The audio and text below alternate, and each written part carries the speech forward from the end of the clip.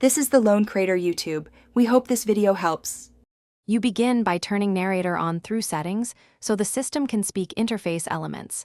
This avoids surprise voice prompts later. Once done, pick a voice, adjust speed and pitch to match your listening comfort, and use the play test to confirm clarity. Make sure to enable the Control+Win+Enter shortcut for instant access. You're setting baseline feedback so subsequent commands behave predictably, and so you don't have to dig through menus every time you need narration. Now you refine how narrator reads content and how you control it.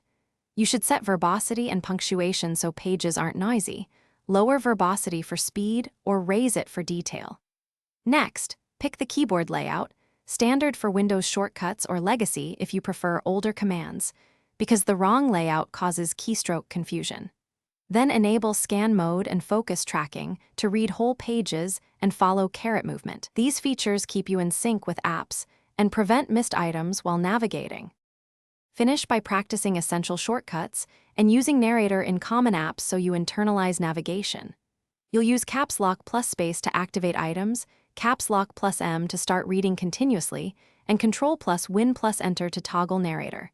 These reduce mouse dependence and speed workflow. Test reading in Edge, Notepad, and File Explorer to confirm consistent behavior.